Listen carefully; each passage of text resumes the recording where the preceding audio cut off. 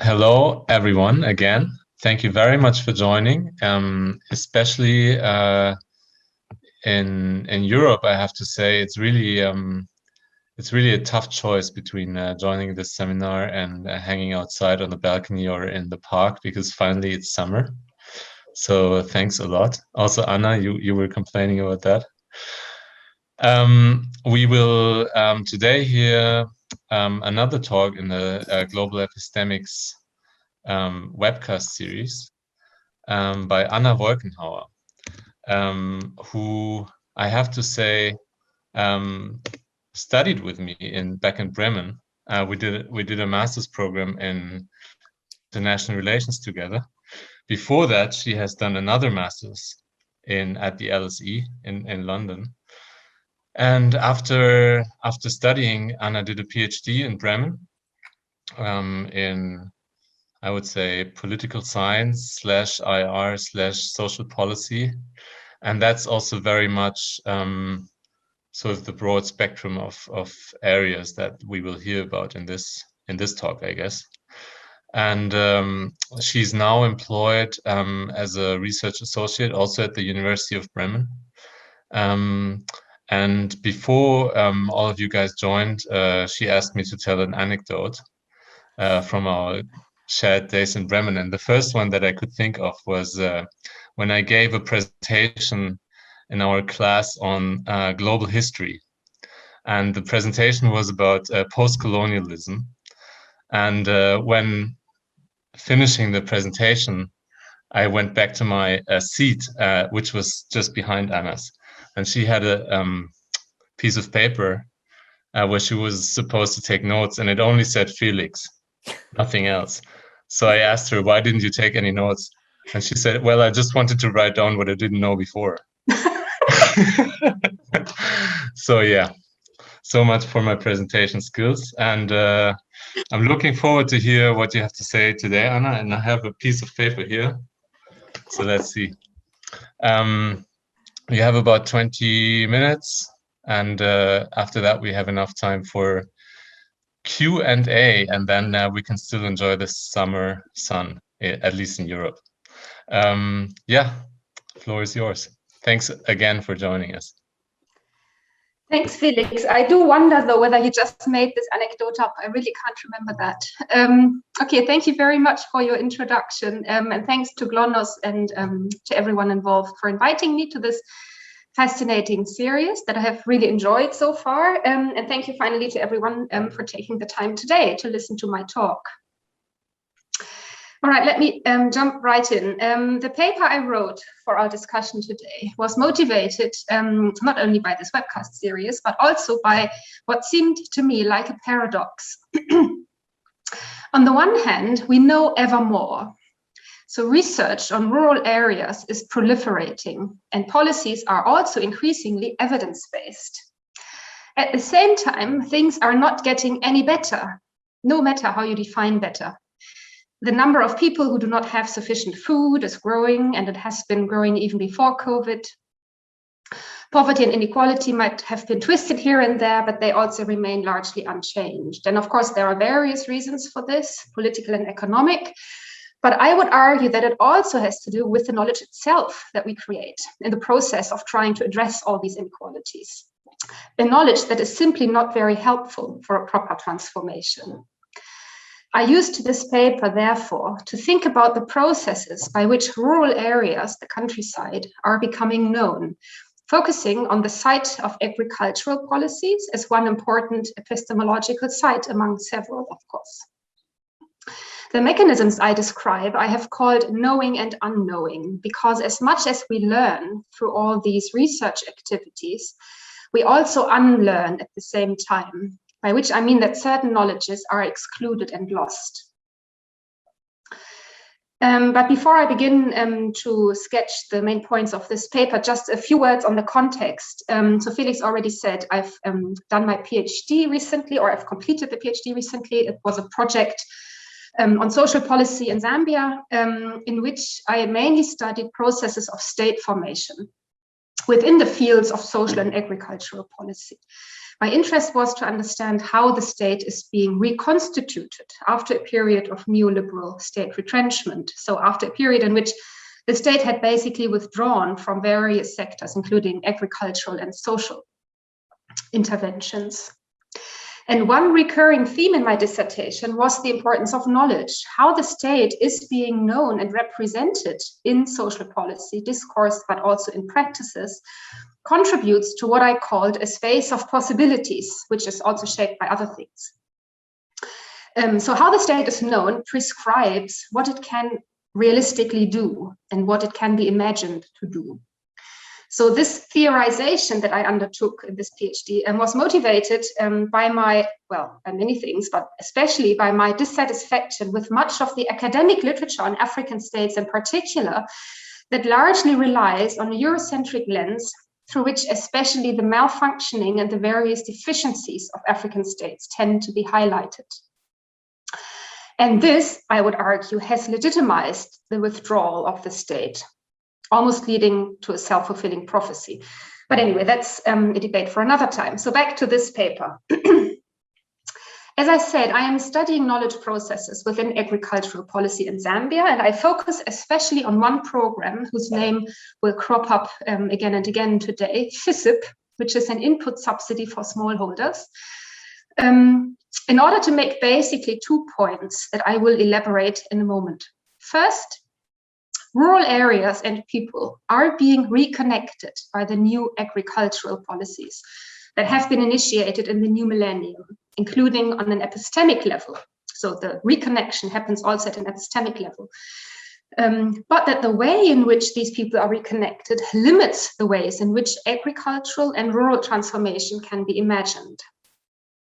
Second, this is underpinned by structures of knowledge production that are dominated by deductive methodologies and an ahistorical search for quick solutions, which together, I would hold, ultimately limit the space for imagining a rural future.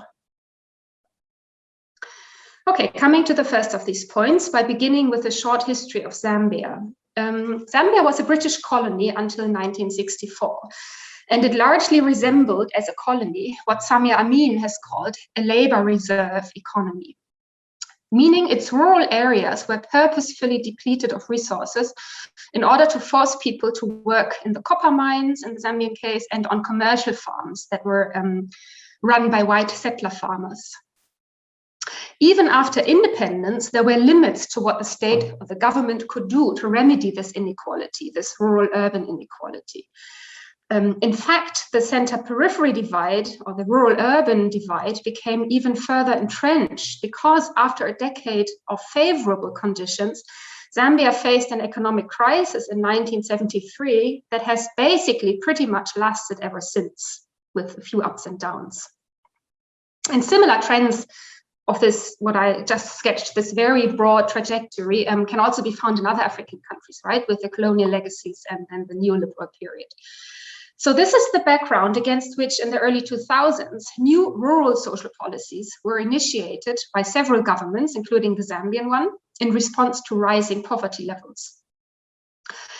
In Zambia, most importantly, a subsidy scheme for smallholders was invented, not totally invented or innovated, but also to some extent reinvented because similar schemes had existed a long time ago. But anyway, it's new in many ways. It's called the Farmer Input Support Program, or FISIP in short. And this program, as well as similar programs in other countries, have to be contextualized within a wider return to agriculture within international institutions and global development discourse. So FISIP provides farmers who cultivate small pieces of land, up to 2 or 5, depending on who you ask, hectares of land, with highly subsidized seed and fertilizer. And it's administered by the Ministry of Agriculture, but in various ways, it's also a kind of transnationalized program. Because Zambia receives high amounts of international loans, various international agencies are involved, not only in monitoring FISIP, but also in co-designing and implementing various other social programs that are then often discussed in conjunction with FISIP. There has been a growing international academic and policy research interest in these policies, and also the Zambian government has been looking to other countries for a long time for inspiration. So one could say that the epistemological exploration of the countryside is the transnational one. Then, based on my study of the official government narrative around development and agriculture, but also based on the ways in which various state actors on all levels make sense of these new policies, I observed a bit of an ambiguous role that is given to rural people. So, first of all, Zambia was often described to me as undergoing a transformation, roughly speaking, from humanism to capitalism. Humanism is the ideology that Kenneth Kaunda, the first president who ruled Zambia until 1991, coined. And it's similar to socialism, but it was meant to be situated somewhere between socialism and capitalism. So from this transformation in which Zambia still is, results, according to my interviewees and according to the official narrative, results on the one hand, the responsibility of the state to include everyone in the growth process. So there's growing attention to inequality and to poverty, and growth is now supposed to become more inclusive. And in fact, this perceived poverty of people is actually a precondition, I would say, for the state to accept its responsibility. So only because people are considered poor and how they usually say vulnerable, that's why the state is seen to be responsible for stepping in. On the other hand, it is also always highlighted that every Zambian needs to work towards this transformation and make sure that the country's potential wealth is realized. And rural areas in particular play an important role in this plan because of natural resources and fertile land. And agriculture has been made out as one of the key sectors in the country's strive for economic diversification. So while the state assumes responsibility for redistributing resources, the poor are simultaneously expected to change their mindsets, how it's often called, in order to become more productive. And of course, implicitly, this also suggests that a wrong mindset has been part of the problem previously. And FISIP, as one program, reflects this double role of the countryside as well. So it is meant to kickstart agricultural production and to increase agricultural productivity, thereby, on the one hand, contributing to national growth, but on the other hand, also leading to poverty reduction at the household level. And this, in fact, makes it possible to connect FISIP to international discourses about poverty reduction, and it also gives it some legitimacy in the eyes of donors who, as we all know, prefer financing poverty reduction programs above anything. And I would say that this has now two effects. Agriculture becomes subsumed under the general conflation of development with poverty reduction that we can see since also probably the neoliberal period, whatever that might mean, but let's say since the 1990s especially. And it defines where solutions are sought, namely at the individual and at the household level. Coming to my second point now, I would like to argue that all of these social policy practices and all these roles and responsibilities I have just described are underpinned, or you could say enabled and reproduced, by the ways in which knowledge about rural areas is gained. And here I'm, of course, focused on the knowledge that matters politically, so that informs actual policy making. The introduction of FISIP that I have described in combination with a couple of other new social protection programs since the early 2000s has led to a growing interest in getting to know the people who these policies are supposed to address, but also the effectiveness of these interventions. And here we can think with Freeman and Sturdy of different forms of knowledge that become important in the process. One of them is what they would call embodied knowledge. So knowledge that comes from lived experience, you could say. And this is especially held by local officers who actually implement these policies. But, and this is something I argue elsewhere, these officers, especially at the local level, do not play a very big role in informing policy choices. Another form of knowledge that is much more influential politically could be called inscribed knowledge. So knowledge that is written down and preserved over time. And this comes largely from professional researchers.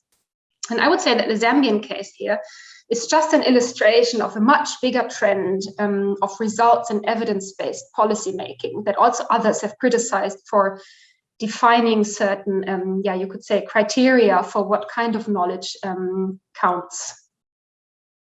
In Zambia, one think tank exemplifies well these effects of policy evaluations on policy making. It's called IAPRI, the Indaba Agricultural Policy and Research Institute, that employs mainly agricultural economists, around, I think, 12 or 15 of them, but I'm not entirely sure. And it has some linkages to US universities, and it's also partly funded by international donors. But it has also very strong connections to the Zambian state, particularly the Ministry of Agriculture. And IAPRI have been part and parcel of the policy processes around FISIP, basically since its inception. And also part and parcel of a reform that took place between roughly 2016 and 2018, so roughly during my field research, where centralized procurement of seed and fertilizer, so this is, as I said, a subsidy for smallholders where they are supplied with cheaper seed and fertilizer.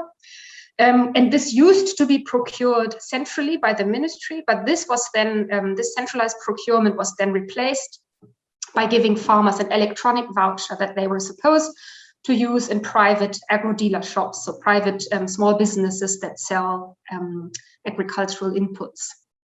And IAPRI had for years created lots of evidence on FISIP that has then been utilized politically by various actors in the process of downscaling the number of FISIP recipients, as well as changing the design of the program here and there in order to make it more effective at poverty reduction and at agricultural productivity and diversification. Besides IAPRI, there are many others who study FISIP, including myself. So one can say that this policy has led to a growing awareness of and possibly also a better understanding of rural life worlds. But I would say that the knowledge that results is of a very particular kind, as it tends to be narrowed in vision and reproduces an ahistorical understanding of inequality, missing out on important lessons in the process. And here I want to point out two things. I have not at all looked at my watch, but I hope I still have maybe 3 or 4 minutes. Absolutely, don't rush. Okay.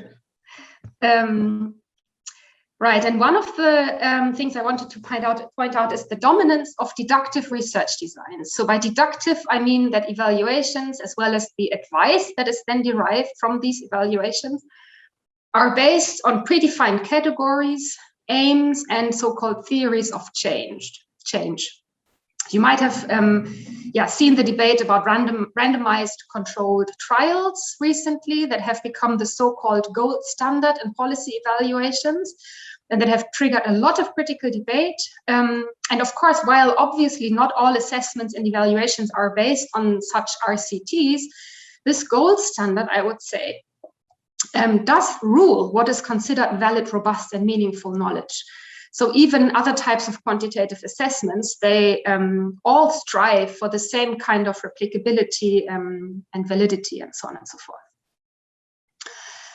Yet the problem, I would hold at least, with quantitative policy evaluations based on, for instance, survey methodologies are not really the place where alternative views, local knowledges, or fresh conceptualizations of what we actually want to achieve or of underlying categories have any room. So instead, existing assumptions tend to be reproduced, and findings then usually call for a kind of fine-tuning of existing policies and ideas rather than encouraging more fundamental critique and change. And this, of course, has to be contextualized. So the search for politically acceptable solutions to pressing social problems, so practical solutions for pressing problems, dominates the research landscape anyway in places where universities are heavily underfunded. What often motivates these policies that are then informed by this research are theories of change, meaning assumptions about causal mechanisms that will lead to intended results. And then I also in the paper, I draw on one example. That's the introduction of an electronic voucher card in FISIP. that I've already mentioned, that was based on the assumption, the theory of change, that private dealers would be much more efficient in the provision of seed and fertilizer, would be much more adequate, locally adapted, and so on and so forth, largely corresponding also with an overall preference for markets over states. But I think, unsurprisingly, if you look a little bit at history, the e-voucher did not bring, or not entirely, you have to say, to be fair, the hoped for results. At least it had very mixed results, and it created many new problems. Because obviously there was limited availability and accessibility of these agro dealers in outlying areas. They had no interest whatsoever to open up a shop in order to sell, 20 bags of fertilizer to poor farmers.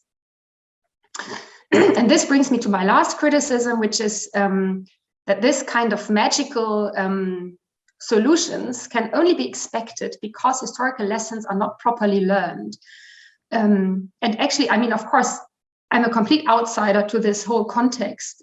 So you can imagine that it wasn't that difficult to learn a little bit about history. And I just found a study from 1996 that had actually derived exactly the same conclusions that were now learned once more. Because in the 90s, after liberalizing the agricultural markets, private businesses did not fill the resulting gaps that the state left after closing parastatal marketing agency and cooperatives and so forth. Again, this left farmers disconnected from markets and from income earning opportunities. But the place that is granted to history in these solution-driven research activities is small, which is a pity, right? Because in Zambia, as elsewhere, post-independence governments actually had some success with redistributive and productive interventions, not only in agriculture and social services, but also in industrialization and so on. But these attempts were cut short in Zambia after not even a whole decade, first by an economic crisis and then by neoliberal reactions to this crisis. But that's maybe a little bit polemic, but I would argue acknowledging what had worked back then and drawing positive historical lessons as well would perhaps run counter to the overall narrative of market-driven progress that policymakers, national and international, like to reiterate. So in conclusion, I would say that knowledge production has become the place where contestation has to happen. What might look like depoliticized technocratic policymaking that preempts any critique because, of course, everyone is interested in making poverty reduction as effective as possible. This is actually highly political, whether consciously or not, because the way in which this knowledge is gained and presented narrows the realm of what is imaginable. And this has to do not only with excluding embodied local knowledges that might not fit so easily into pre-designed questionnaires or might not come with much epistemic authority, but even historical lessons that could be learned from the pre-neoliberal era, I would say. So hence I then make a call for diversifying knowledge while also simultaneously becoming more reflexive of its political effects.